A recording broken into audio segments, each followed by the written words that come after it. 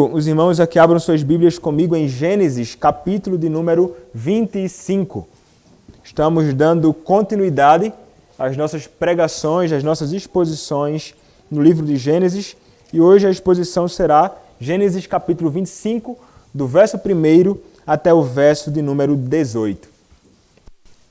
Gênesis 25, verso 1 até o verso de número 18.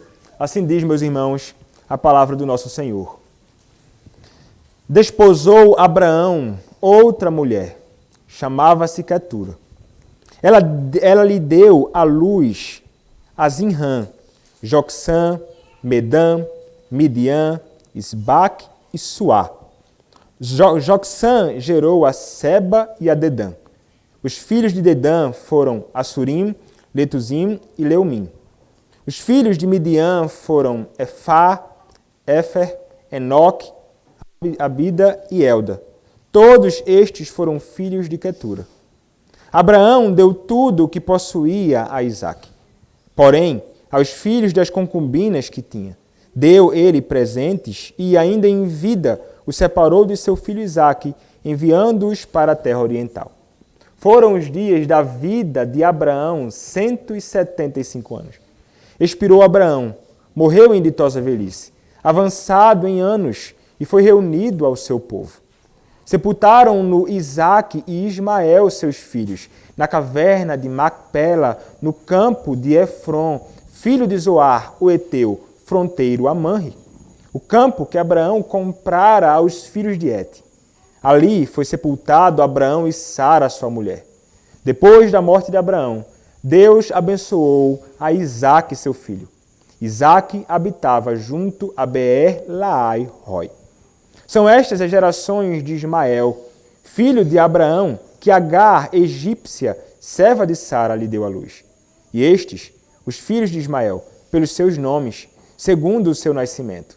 O primogênito de Ismael foi Nabaiote, depois Quedar, Abideel, Bibissão, Misma, Dumá, Massá, Hadad, Tema, Jetur, Nafis e Quedimá. São estes os filhos de Ismael, e estes os seus nomes pelas suas vilas e pelos seus acampamentos, 12 príncipes de seus povos. E os anos da vida de Ismael foram 137, e morreu e foi reunido ao seu povo. Habitaram desde Avilar até Sur, que olha para o Egito, como quem vai para a Síria. Ele se estabeleceu fronteiro a todos os seus irmãos. Amém. Podem se assentar, meus irmãos.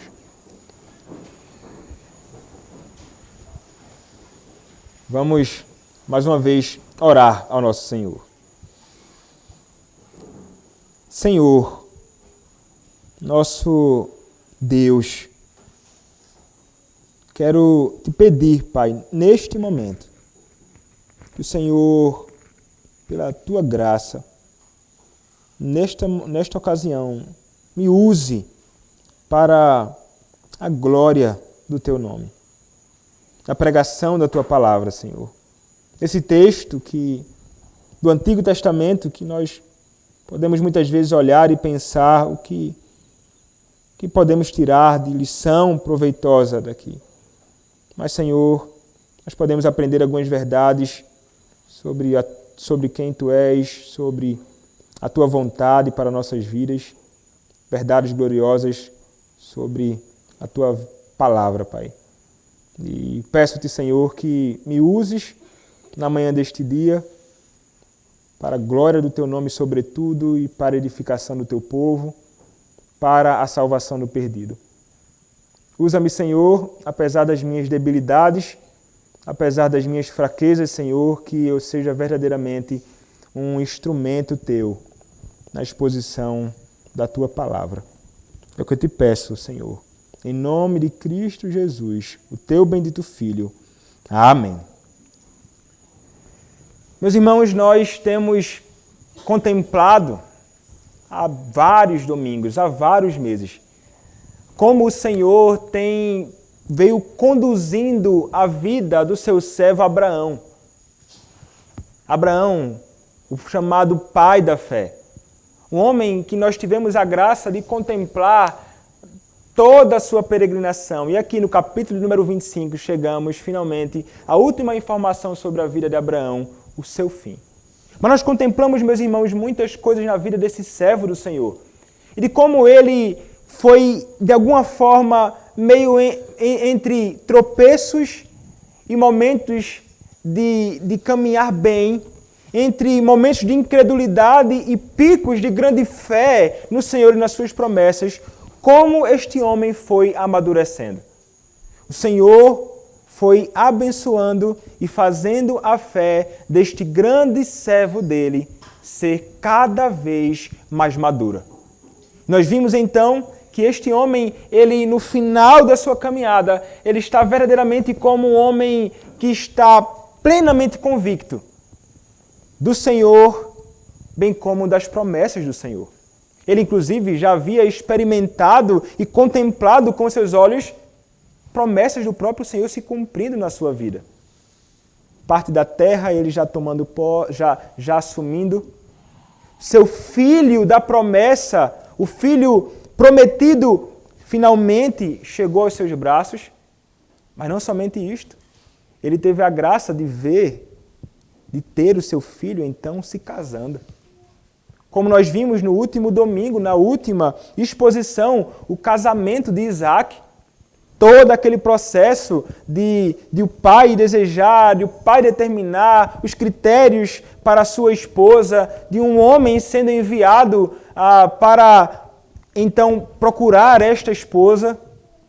E então o grande e glorioso dia do casamento de Isaac e com Rebeca. E um momento realmente muito especial, e nós vimos que mais glorioso do que o casamento de Rebeca com Isaac é o encontro que terá entre o noivo e a sua noiva, Cristo e a sua igreja. Nós vimos, meus irmãos, tantas lições, aprendemos tantas coisas, e então agora nós chegamos ao capítulo de número 25. Onde nós encontramos mais descendências e nomes, um atrás do outro, e que muitas vezes nos faz pensar, olhar para textos desta natureza, puxa vida, será que algo proveitoso ou alguma lição nós podemos extrair de textos como este?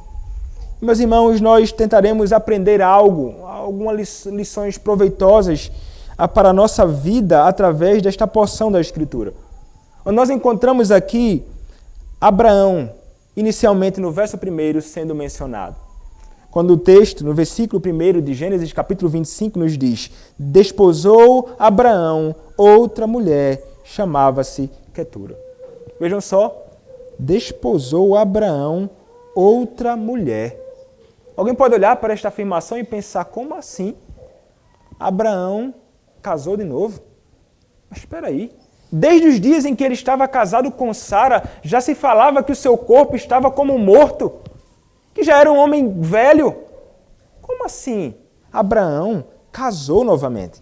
Mas é interessante, meus irmãos, o texto nos indica que Abraão, ele realmente casou novamente. Ele era casado com Sara.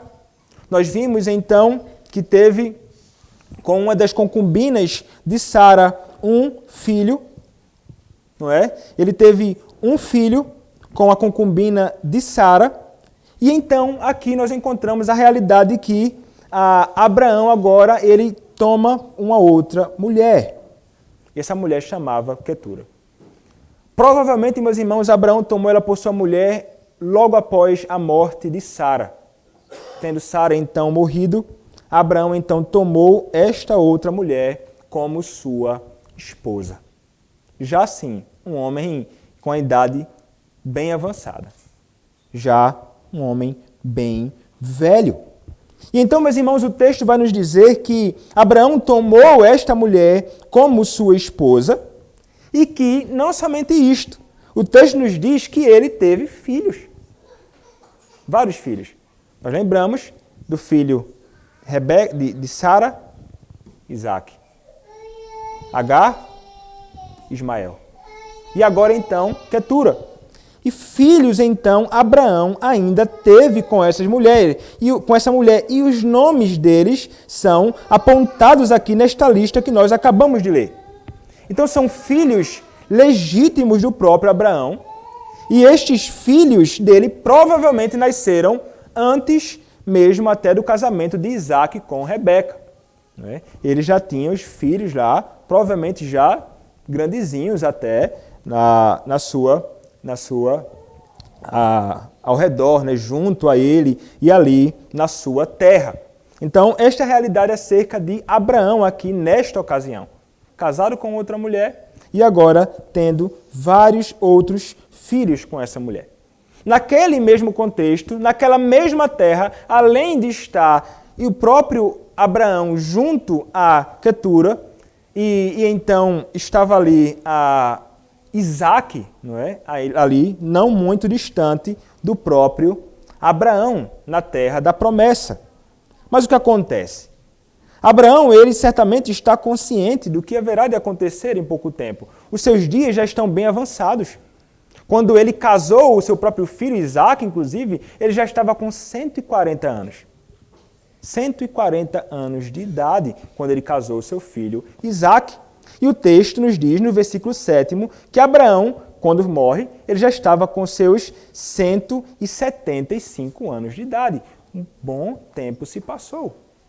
Um bom tempo se passou. Mas o que acontece então? Abraão aqui, nesta ocasião, diante daqueles que são seus filhos e filhos legítimos, Abraão decide entregar para os seus filhos algumas coisas. Ele decide deixar uma herança para os filhos.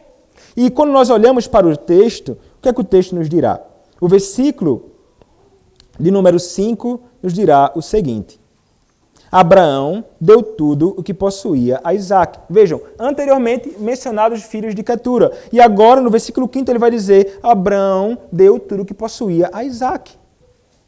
Então, você pode olhar para esta realidade e pensar, puxa vida, mas que negócio, talvez não faça... Como assim? Ele tinha tantos filhos, mas por que ele deu tudo o que possuía para Isaac? E, meus irmãos, a resposta que nós temos sobre isto é porque Isaac era o filho da promessa. Isaac foi aquele filho que nasceu de um modo extraordinário. E as promessas eram para Abraão, as promessas eram para Isaac. Então ele seria aquele que haveria de possuir aquilo que era de Abraão. Ele era aquele que haveria de possuir a terra. Então Abraão, ele estava plenamente persuadido e agora plenamente convicto de que ele nunca poderá fazer algo diferente. Isaac realmente deve ser aquele que será beneficiado, porque nele e através dele, grandes bênçãos se expandirão pelo mundo. Ele é o filho da promessa. Então a razão de Abraão se voltar para Isaac e abençoá-lo grandemente assim é justamente porque ele era este filho prometido. Os outros não. Ainda que sejam filhos dele. Ainda que ele tenha um carinho e um cuidado, porque se você observar no texto, no verso seguinte, nós perceberemos certo amor e cuidado ainda do próprio Abraão para com os seus filhos. O que é que o texto nos diz no verso 6º? Porém, aos filhos das concubinas que tinha, deu ele presentes. Então veja, ele presenteou, certamente. Isaac é aquele que possuía tudo. Mas ainda assim ele presenteou, ele de alguma forma deu algumas coisas para aqueles que são seus filhos com as suas concubinas. Mas o que acontece? Ele abençoa Isaac, ele presenteia estes outros filhos dele, mas ainda em vida, ele tem de separar Isaac daqueles que eram os filhos da concubina. O texto nos diz, os separou de seu filho Isaac, enviando-os para a terra oriental. Era necessário, né? Nós vemos o próprio Isaac sendo separado de Ismael anteriormente. Nós vemos aqui agora o próprio Abraão tomando a atitude de separá-los também de seu filho, porque era o seu filho prometido, era o filho da promessa e eles não poderiam permanecer juntos ali. Isaac é quem deveria possuir tudo aquilo, e então eles deveriam ser afastados daquele de Isaac. Abraão faz isto, baseado nas promessas de Deus para ele e para a sua posteridade.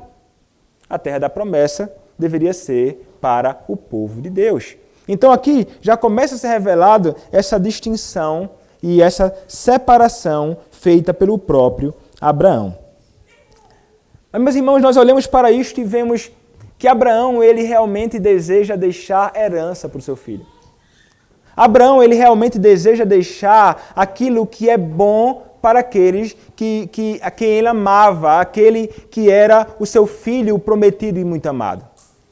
E ele deixa, então, coisas gloriosas, como a própria terra que seria do próprio Isaac, que eles haveriam de possuir, a sua descendência. E nós pensamos então sobre isto e sobre o dever do pai próximo à morte, então, de deixar algo para aqueles que são os seus filhos. Abraão, ele age deste modo aqui neste contexto.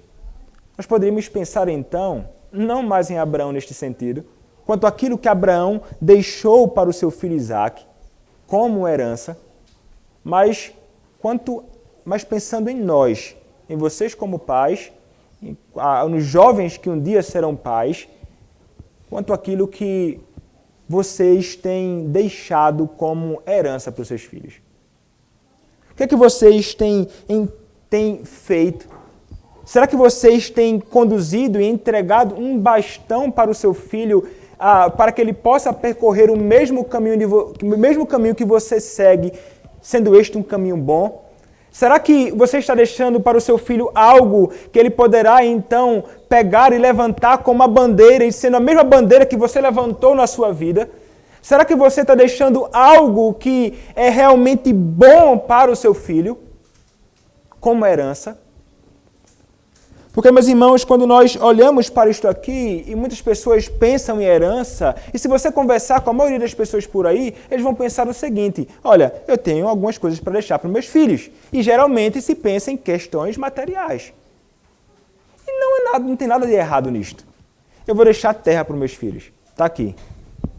Terra. Está aqui uma casa. Está aqui bens. Recursos. Nada de errado com isso. Nenhum problema. O jovem pode usar de modo errado, talvez, mas isso não é o caso. A questão é o dever dos pais, e os pais deixam heranças para os filhos. E a maioria dos filhos por aí estão grandemente interessados em bens materiais, simplesmente. Mas, meus irmãos, qual foi a principal herança que Abraão pôde deixar para o seu filho? Qual a principal herança e bênção que Abraão pôde conferir a Isaac, o seu filho? A mesma fé que ele possuía. A fé no mesmo Deus que ele possuía. A fé nas mesmas promessas que ele possuía. Esta, certamente, foi a maior bênção e herança que o próprio Abraão poderia dar para aquele que era seu filho. E, meus irmãos, não há nada mais valioso, certamente, para aqueles que são pais, ou para nós, outros jovens que seremos pais um dia, é que deixemos para nossos filhos justamente a herança de uma verdadeira fé. A herança de uma fé no verdadeiro Deus.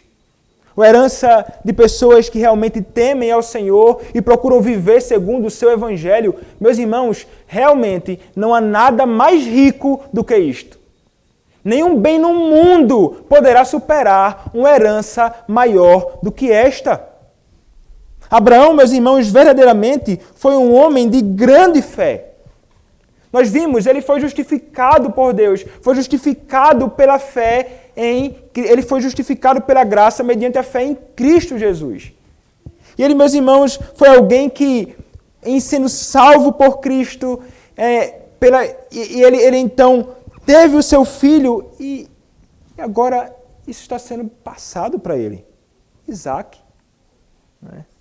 Uma herança, promessas que Abraão igualmente abraçou. Então, o que é que você tem de mais precioso para dar ao seu filho como herança? É uma terra? São bens? São recursos materiais? Se for somente isto, é muito pouco. Poderíamos dizer, quase nada.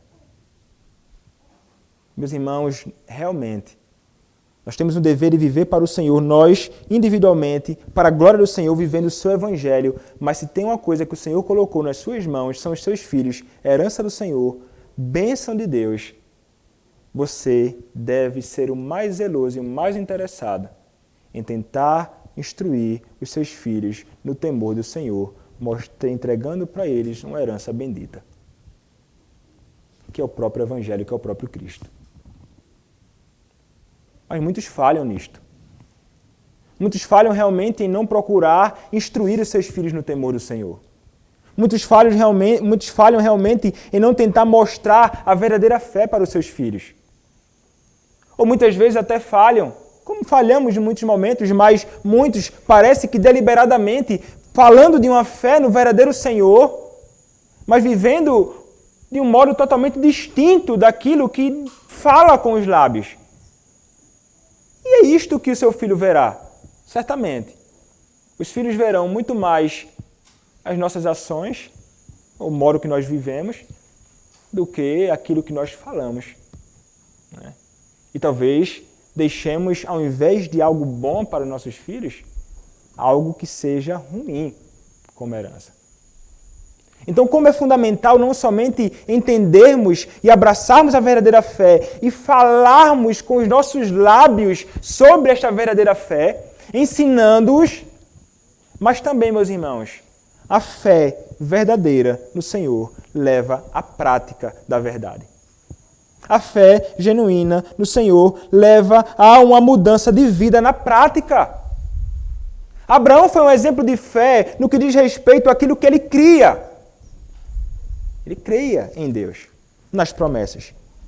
Mas também, meus irmãos, Abraão vivia aquilo que ele cria, ainda que tropeçasse em alguns momentos, como nós vimos na sua caminhada. A fé genuína deve nos conduzir à prática. Quando nós olhamos, meus irmãos, para textos como Tiago, capítulo 2, a partir do verso 14, a palavra nos ensina isto. O que é que nos diz?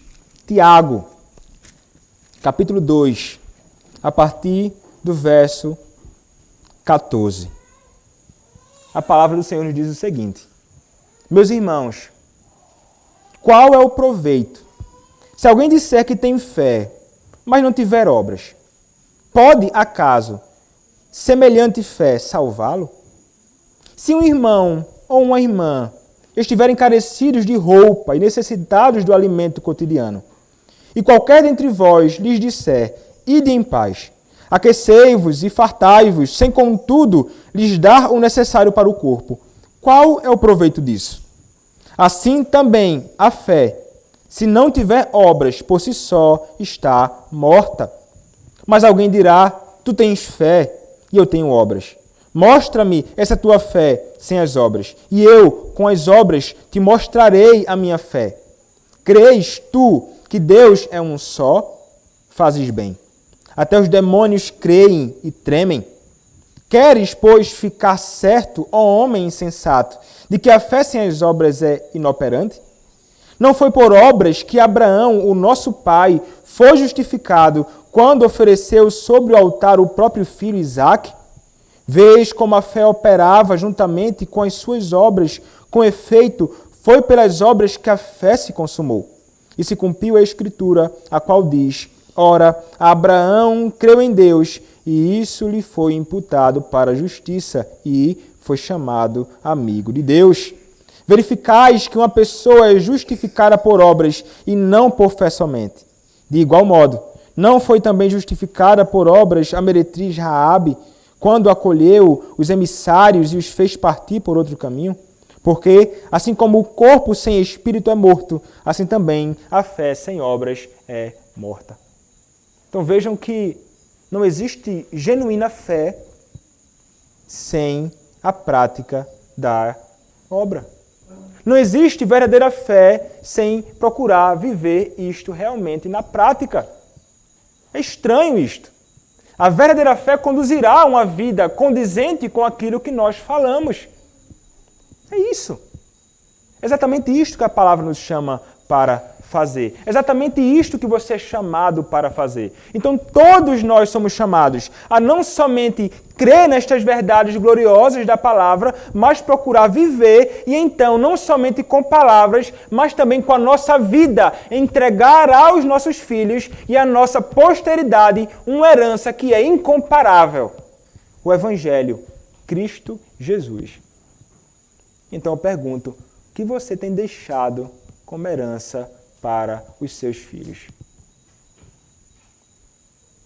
Você deve então se comprometer em deixar para os seus filhos Cristo, o seu Evangelho. Isto é o que eles mais precisam. Isto é o que eles precisam hoje. Isto é o que eles sempre precisarão. Nunca considere outras coisas neste mundo como mais importantes do que isto. Nada é mais importante do que Cristo. Nada é mais importante do que o seu Evangelho. Então, meus irmãos, é Abraão. Ele estava envolvido. Heranças materiais deixou para os seus filhos. Para o seu filho Isaque e sua posteridade. Uma terra, promessas. Mas deixou também a sua fé. Fé para aqueles que estavam para vir após ele. Quanto aos outros, presentes foram entregues.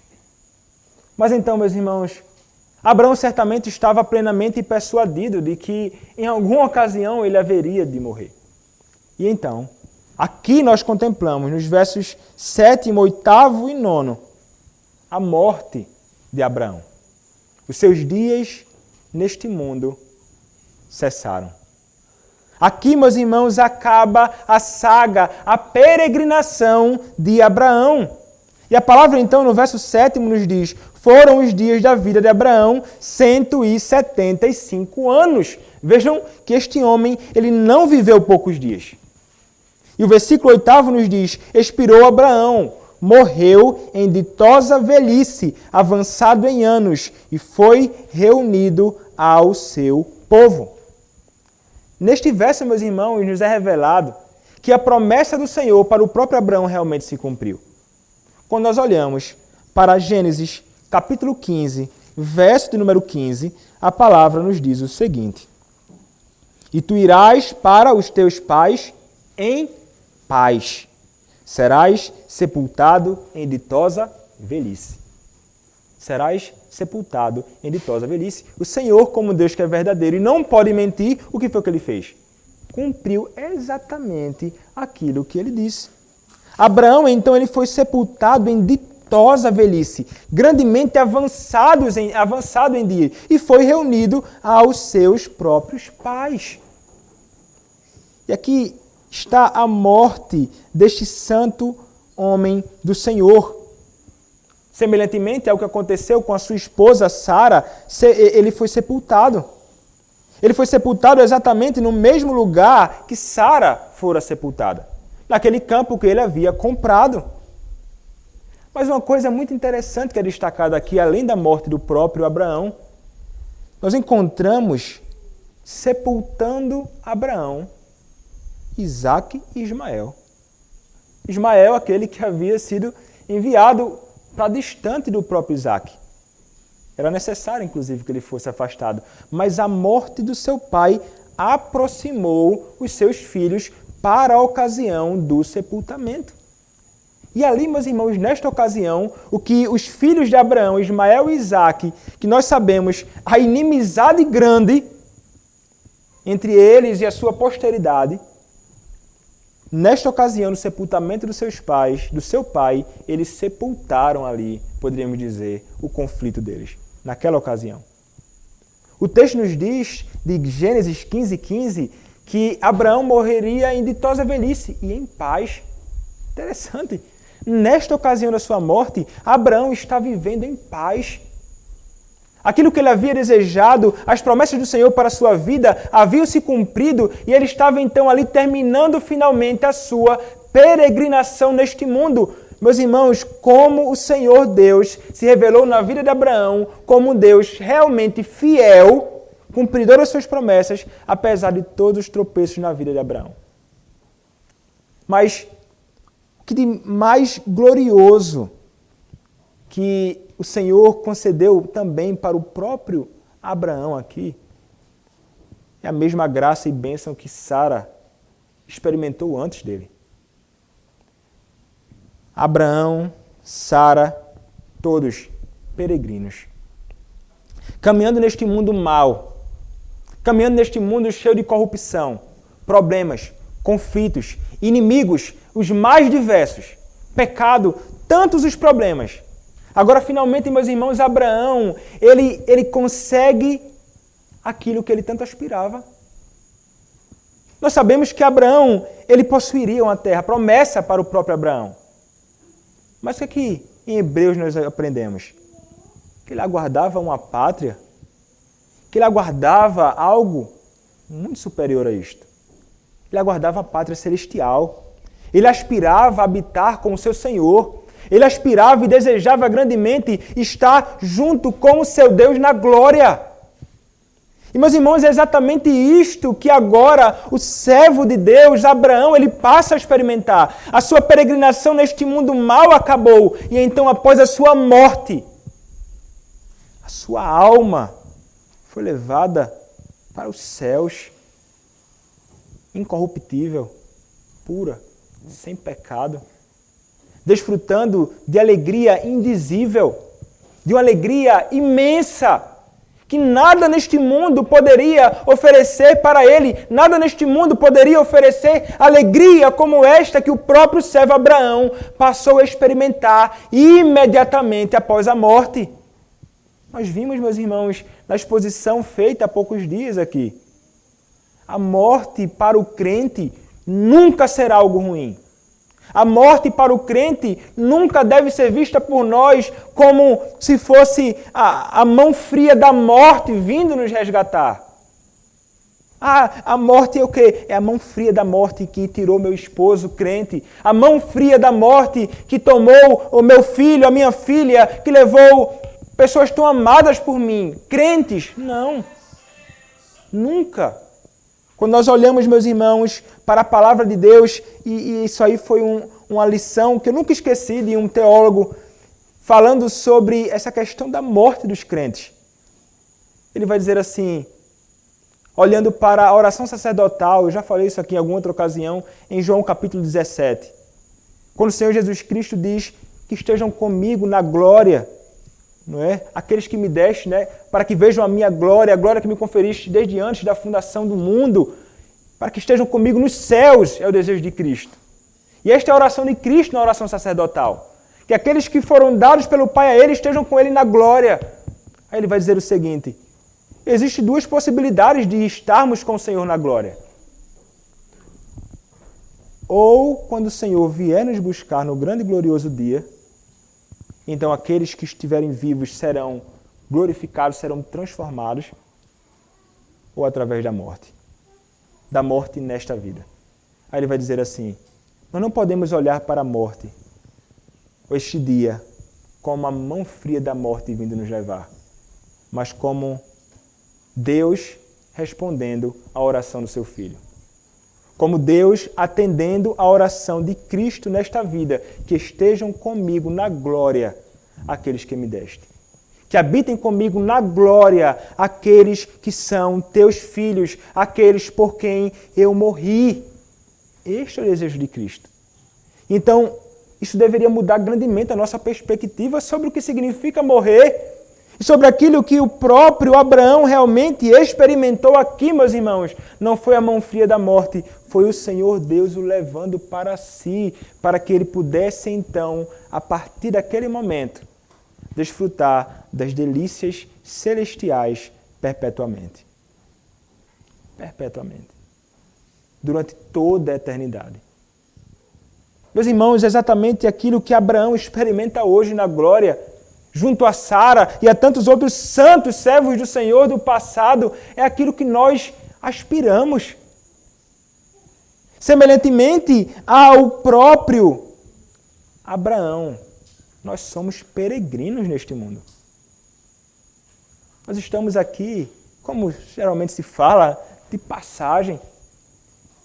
Sabemos que um dia haverá novos céus, nova terra, onde habitará a justiça, a palavra do nosso Senhor nos diz. Mas nós aguardamos e aspiramos estar nessa pátria. Abraão certamente seria alguém que diria juntamente a Paulo as mesmas palavras que Paulo diz. Em Filipenses capítulo 1, verso de número 21. Paulo olhava para a morte numa perspectiva muito diferente daquela que nós muitas vezes contemplamos. E ele nos diz o seguinte: porquanto, para mim, o viver é Cristo e o morrer é lucro. Por essa razão, como na exposição de Gênesis 23, meus irmãos, nós poderíamos, e Abraão poderia dizer, junto aos puritanos, nossos pais na fé, o dia da morte do crente é o melhor dia da sua vida. Melhor o dia da morte que o dia do nascimento. Porque eles sabiam que eles contemplariam o seu Senhor. E o que eles mais aspiravam, além dos céus, mas eles aspiravam não os céus sem Cristo. Eles aspiravam os céus com a visão belíssima de Cristo. Como eles ousavam até falar, os céus sem Cristo não é céu. Mas os céus com Cristo, isto eles aspiravam. Abraão desfruta da glória eterna. E todos os nossos irmãos em Cristo que morreram no passado desfrutam disto. E nós um dia estaremos junto a eles na glória eterna. Podemos estar certos disto. Isto é promessa do Senhor, isto é palavra dele para nossas vidas. Abraão desfrutou, nós desfrutaremos. Louvado seja o nome do Senhor por sua graça. De sabermos desta verdade e de sabermos que um dia nós não estaremos mais neste mundo corrupto, mau, cheio de pecados, fora e dentro de nós, mas desfrutando de delícias eternamente. Isto é o que nós aguardamos com grande expectativa. Mas então, meus irmãos, isto foi o que aconteceu com Abraão. Abraão morreu, findaram-se os seus dias aqui na terra. Isaque agora seria aquele que teria de levar o bastão na corrida da fé. Aquele que teria de levantar a mesma bandeira de Abraão. A bandeira da fé no verdadeiro Deus, na verdadeira promessa. Sendo aquele que deveria ser igualmente a Abraão, uma bênção, não somente para a sua casa, mas para todas as nações. Isaque seria este homem que seguiria em frente. O texto ainda nos diz, no verso número 11, depois da morte de Abraão, Deus abençoou a Isaque, seu filho. Isaque habitava junto a Beer-Lahai-Roi. Então, mais uma vez, Isaque é grandemente abençoado pelo próprio Deus. Qual a razão? Ele é o filho da promessa. É realmente isso, não tem para onde correr. E ele fora grandemente abençoado. Não para que ele possa ficar simplesmente com isto para si, mas que ele possa ser uma bênção para as nações. Ele seguiria em frente, como fora mencionado anteriormente aqui. Ele seguiria em frente como aquele que é o filho da promessa, como aquele que é descendente, o semente da mulher, semente santa.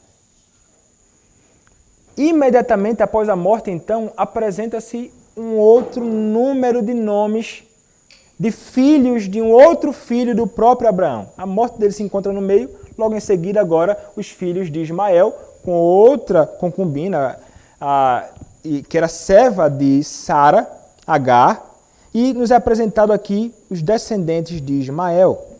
O texto nos diz que são estas gerações de Ismael, filho de Abraão, que Agar, egípcia, serva de Sara, lhe deu à luz. Então, passa-se a falar os nomes deles. E estes, os filhos de Ismael, pelos seus nomes, segundo o seu nascimento. O primogênito de Ismael foi Nabaiote, depois Quedar, Abdeel, Mibsão, Misma, Dimá, Massá, Hadad, Tema, Getur, Nafis e Quidemar. São estes os filhos de Ismael. E estes os seus nomes pelas suas vilas e pelos seus acampamentos. 12 príncipes de seus povos. Interessante. O Senhor, ainda que Ismael fosse um ímpio, O Senhor ainda abençoou grandemente ele. O Senhor havia dito anteriormente que, mesmo sendo ele um ímpio ou não era da semente santa, ele seria grandemente abençoado. Grandes e muitos povos sairiam dele e ele seria realmente grande demais, imenso. E é exatamente isto que acontece com ele. Ismael, ele tem filhos. Príncipes saem dele. Povos, nações. E ele está ali, o texto diz, pelas suas vilas e pelos seus acampamentos, que ele montava tendas e tudo mais. Então nós vemos que aqui na vida deste ímpio, o Senhor ainda o abençoou com a graça de desfrutar, por exemplo, do que nós chamamos de mandato social. A graça de casar e ter filhos, mesmo sendo ele um ímpio. Ele desfrutou disto. E a sua geração se expandiu até os nossos dias. Hoje, literalmente descendentes físicos do próprio Ismael, espalhados pelo mundo, homens realmente, muitos realmente maus e perversos, inimigos da igreja do Senhor Jesus Cristo e do próprio Senhor Jesus Cristo, mas também a sua descendência espiritual, né? São aqueles que são inimigos do Senhor e que não creem em Cristo. São aqueles que não possuem a fé no Senhor. Mas nós olhamos para esse texto e encontramos os nomes dessas cidades, os nomes dos filhos dele, na verdade. Uma coisa interessante que acontece aqui também é que vai se mencionar a quantidade de dias de vida do próprio Ismael. Geralmente isso não acontece geralmente acontece com aqueles que são povo de Deus, algum personagem muito importante do povo de Deus, da semente santa. E aqui vai mencionar, no caso de Ismael, os anos de sua vida. Os anos da vida de Ismael foram 137 e morreu e foi reunido ao seu povo. E habitaram desde Avilá até Sur, que olha para o Egito como quem vai para a Síria. A Síria. Ele se estabeleceu fronteira a todos os seus irmãos. E esse último verso vai destacar a realidade de que a ideia dele se estabelecer fronteira aos seus irmãos vai apontar também para a realidade da sua inimizade com aqueles que são seus irmãos. Os descendentes de Ismael, anteriormente em paz na hora do sepultamento do seu pai, posteriormente há conflitos entre aqueles que são de Isaque contra aqueles que são de Ismael.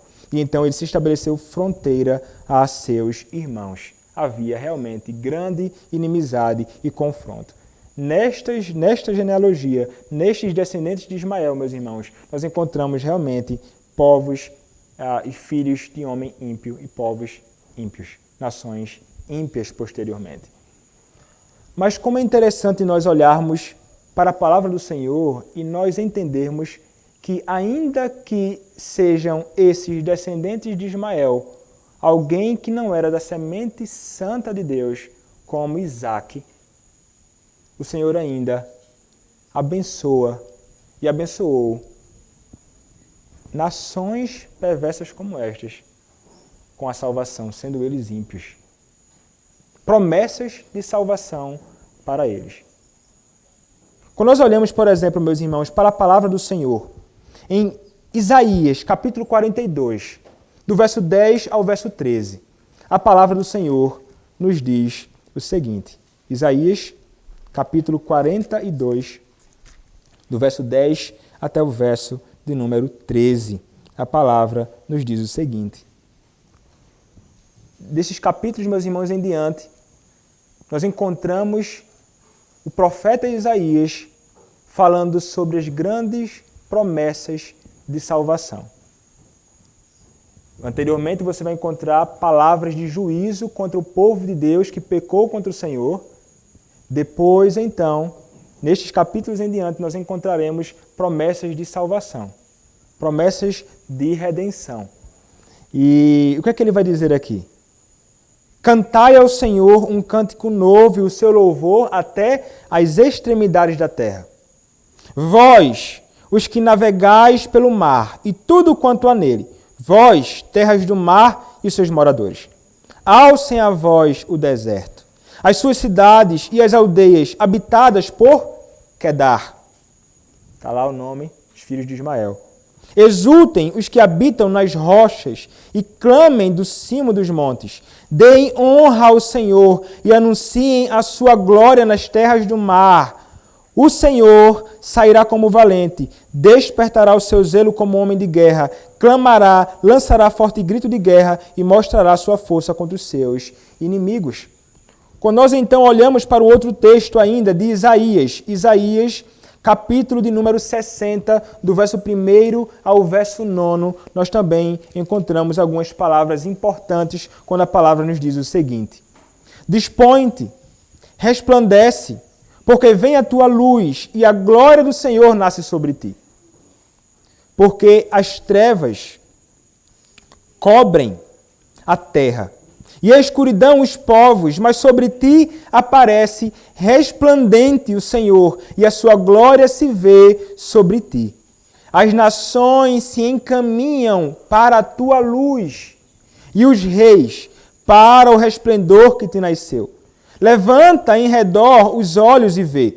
Todos estes se ajuntam e vêm ter contigo. Teus filhos chegam de longe e tuas filhas são trazidas nos braços. Então o verás e serás radiante de alegria. O teu coração estremecerá e se dilatará de júbilo, porque a abundância do mar se tornará a ti e as riquezas das nações virão a ter contigo. A multidão de camelos te cobrirá.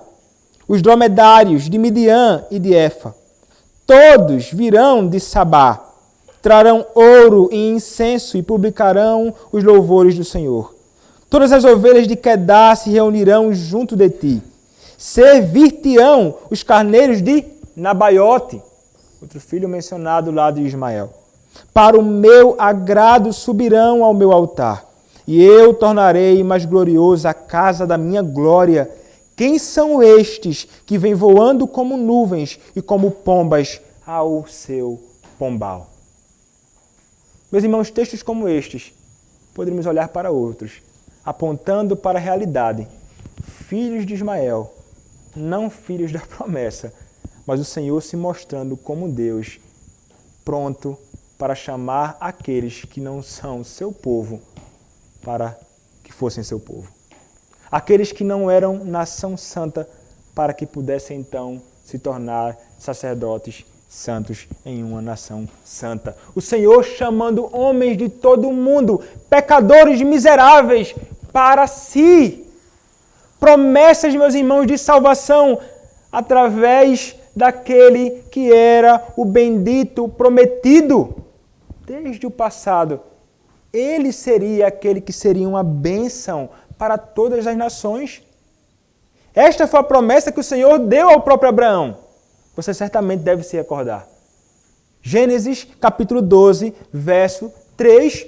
O que é que o Senhor promete a ele? O que é que Abraão seria? O que sua posteridade seria para todas as nações? Gênesis 12, verso 3 nos diz: abençoarei os que te abençoarem e amaldiçoarei os que te amaldiçoarem. Em ti serão benditas todas as famílias da terra. Meus irmãos, isto é a promessa do Senhor. Isto é o que se cumpre através daqueles que são descendência santa de Deus, da semente santa de Deus, através do testemunho e ensino destas verdades gloriosas do Evangelho, a fim de que os homens de todas as nações possam ser redimidos por Cristo. Então vejam que o Senhor realmente é aquele que faz esta grandiosa obra em todo o mundo. Pecadores miseráveis aqui, homens perversos e ímpios. Semelhantemente a todos aqueles que não são do povo de Deus, que não conhecem a Cristo, são igualmente pecadores, perversos e ímpios. Esta era a nossa condição antes de conhecermos a Cristo. Esta é a realidade acerca daqueles que não conhecem o Senhor. Aqueles que não conhecem o Senhor, nós poderíamos dizer, são descendência de Ismael. Daqueles que não pertencem ao povo do Senhor. São ímpios. Os homens que não conhecem o Senhor, nós sabemos, têm uma filiação totalmente distinta da que nós temos. Nós temos a Deus por nosso Pai, uma vez que fomos salvos por Cristo, e quanto àqueles que não conhecem a Cristo. A palavra do nosso Senhor nos diz com muita clareza. são filhos do maligno, são filhos de Satanás, são inimigos de Deus, são inimigos do povo de Deus, são povo perverso, de um coração mau, corrupto, cheio de iniquidades. Mas então nós, que possuímos a herança, que possuímos a mesma fé que Abraão possuiu em Deus, em Cristo, nas suas promessas, nós que fomos salvos por este mesmo Cristo, qual o nosso dever? É igualmente a Abraão e a Isaac ser uma bênção para as nações. Como nós poderemos ser uma bênção para as nações? Oferecendo aquilo que nós oferecemos para o nosso filho. Cristo e o seu Evangelho. É anunciando Cristo e o seu Evangelho para os pecadores neste mundo, não importa qual seja. Qual o maior pecador que você conhece neste mundo? Ele precisa de Cristo. E você jamais pode pensar, mas este homem nunca poderá ser salvo. Ele é pecador demais. Sua soteriologia está um pouco errada. Quem é digno de ser salvo? O Senhor não salva por obras. O Senhor não salva por méritos. O Senhor salva por pura e livre graça. Por essa razão, meus irmãos, nós que possuímos esta herança bendita, somos aqueles que devem estar empenhados nisto. Devemos ser aqueles que estarão proclamando, sem o menor tipo de temor, Cristo e seu Evangelho. Cristo que é o Evangelho. Oferecendo este Cristo livremente. Chamando a todos os homens para a fé em Cristo livremente. Sem qualquer tipo de empecilho. Não é pregando e chamando os arrependidos à fé. Não são esses. Chamando os sãos à fé. Quem precisa de cura, quem precisa de libertação, são justamente os perversos. Quem precisa são justamente os doentes. É a estes que nós anunciaremos o Evangelho. E são estes que nós chamaremos, como o próprio Senhor chama livremente a todos. Você encontra esta realidade no próprio livro de Isaías. A chamada livre oferta do Evangelho. Quando nós oferecemos Cristo sem restrição a todos os homens. Sem o menor tipo de restrição. O Senhor chama a todos à fé, dizendo em Isaías 55, todos vós os que tendes sede, vinde às águas, e vós os que não tendes dinheiro, vinde, comprai e comei. Sim, vinde e comprai sem dinheiro e sem preço vinho e leite. Vejam que ele vai oferecer livremente as bênçãos do Evangelho, a salvação para eles. Vai dizer, vocês não precisam comprar, não. Sem dinheiro e sem preço. O preço foi pago por outra pessoa. O preço foi pago por Cristo Jesus. Não há preço nenhum a ser pago por você, mas ele vai indagar por que gastais o dinheiro naquilo que não é pão, e o vosso suor naquilo que não satisfaz. Ouvi-me atentamente, comei o que é bom, e vos deleitareis com finos manjares. Inclinai os ouvidos e vinde a mim. Ouvi, e a vossa alma viverá, porque convosco farei uma aliança perpétua, que consiste nas fiéis misericórdias prometidas a Davi. Vai dizer, você não encontrará salvação nas coisas deste mundo. Você vai gastar dinheiro, você vai gastar tudo com aquilo que nunca vai satisfazer você. Você precisa correr para Cristo sem dinheiro e sem preço.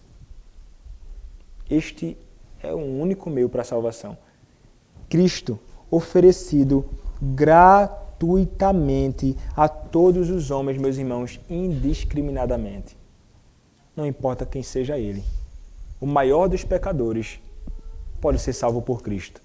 Cristo salvou assim sempre. Cristo continua salvando hoje assim os maiores pecadores e continuará salvando. Mas é fundamental que nós sejamos aqueles que estão empenhados em proclamar isto. A herança, ou o bastão, poderíamos dizer, foi nos dado.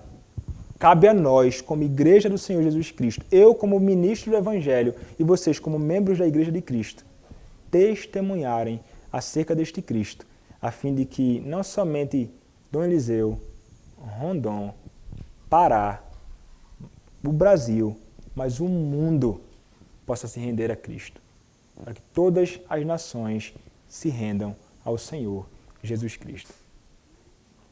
Mas e quanto a você que não conhece a Cristo? Quanto a você que não crê neste Cristo que é oferecido gratuitamente no Evangelho? Quanto a você que não crê neste Cristo que padeceu na cruz, morreu, mas ressuscitou para a nossa salvação, para livrar o homem do pecado que condenava ao inferno. Quanto a você que não conhece a Cristo, o que você aguarda no grande dia? Será que você imagina que neste grande e glorioso dia em que o Senhor voltar, você vai se deparar com a face paternal de Deus, dizendo: vinde, bendito, você não creu no meu filho, ele morreu na cruz. Você não creu, mas entra para o gozo. Você não verá isso. Se você não se render a Cristo, se você não crê em Cristo, o que você vai encontrar é um Deus irado. E pior do que ver a face de Satanás irado contra você, é ver a face de um Deus irado contra você. De um Deus santíssimo e justíssimo, irado contra o homem, por rejeitar Cristo, que é oferecido livremente no Evangelho. Se você é algum, talvez, daqueles que pensam, isso nunca vai acontecer, isto é o que a Escritura diz. E ainda que não creia nestas verdades, se não crê em Cristo, você vai se deparar com isto. Isto é fato. Por essa razão, o Senhor, sendo Deus gracioso, Ele o chama hoje à fé em Cristo. O chamado é: creia em Cristo e serás salvo. Creia em Cristo e a ira que cairia sobre você, você vai estar certo, não cairá sobre você, porque caiu sobre Cristo. Ao invés de você, então, se deparar com a face paternal de um Deus, a face de um Deus irado no futuro, crendo em Cristo, o que você vai encontrar é a face de um Deus paternal, amoroso, cheio de graça, recebendo na glória junto a todos aqueles que creem em Cristo. Isto é o que nós aguardamos, meus irmãos, nós que fomos salvos pelo Senhor Jesus Cristo, é contemplarmos a face paternal do nosso Deus em Cristo Jesus durante toda a eternidade. Bendito seja o nosso Senhor por nos conceder a graça de termos a mesma fé que o nosso pai Abraão. Amém. Oremos, meus irmãos. Senhor, nosso Deus, quero te agradecer, Pai, pela graça de ouvirmos a pregação da Tua Palavra e de, por Ti, sermos instruídos através desta breve porção da Tua Palavra. Que a Tua Palavra, Senhor, verdadeiramente possa encontrar guarida no nosso coração e que nós que fomos salvos por Ti possamos viver segundo ela, Pai. Também, Senhor, que a Tua Palavra possa encontrar coração daqueles que não conhecem a Ti. E que o Teu Santo Espírito possa aplicar esta palavra, vivificando-os, resgatando-os da condenação, trazendo-os para Ti, Senhor. Edifica o crente, salva, Senhor, o perdido. É o que nós Te pedimos. Em nome do Senhor Jesus Cristo, Teu bendito Filho. Amém.